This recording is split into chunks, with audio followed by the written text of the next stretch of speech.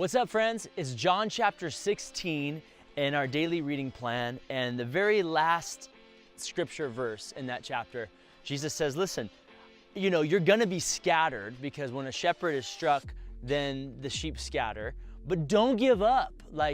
Just because I'm not physically gonna be here with you, don't give up. He says, trouble's coming, but I will give you peace. Take heart, I have overcome the world. He says, trouble's coming, but I will give you peace. What kind of peace does God give us?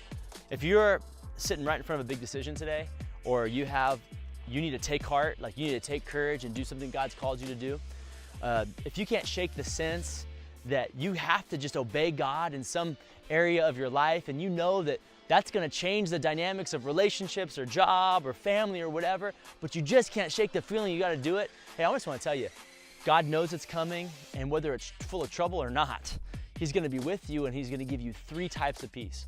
He's gonna give you, number one, peace with Him. Peace with God. That is absolutely priceless.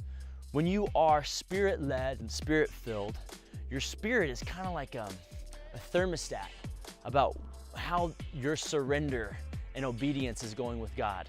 And sometimes you can kind of be a little bit anxious in spirit, And that happens a lot of times when I don't obey what God's telling me to do. Do you have that problem ever? Where God's kind of led you to do something and you know it, and you maybe even told somebody in your life that you're gonna do it, but you just keep putting it off? That delayed obedience is still disobedience, right?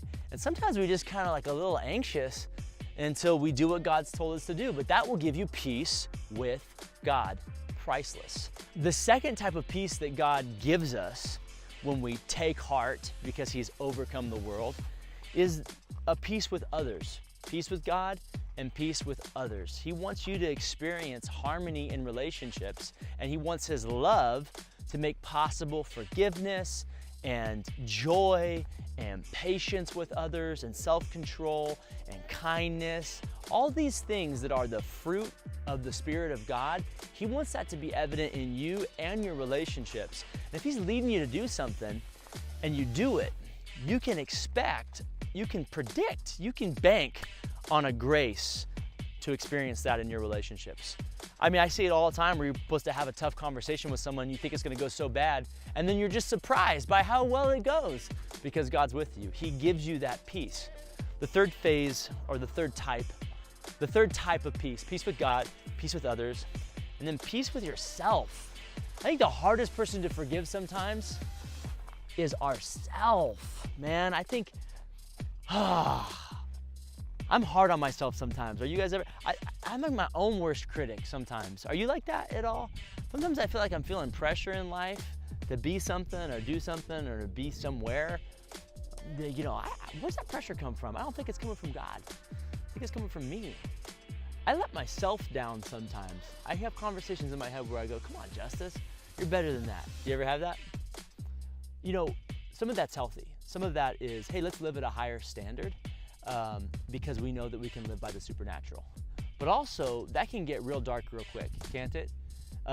My encouragement to you is take heart, do what God's called you to do. Your spirit's gonna settle. You'll have peace with God, you'll have peace with others, but you'll have peace with yourself. You can't control all these things around you. You can just control if you're gonna say yes to Jesus or not. And when you say yes to Him, you're gonna have peace with God, yourself, and others. So hey, trouble's coming. Jesus didn't pull any punches on that one. But He says, take heart, take courage. He's overcome the world. The best is yet to come. I love you guys. I'll see you tomorrow.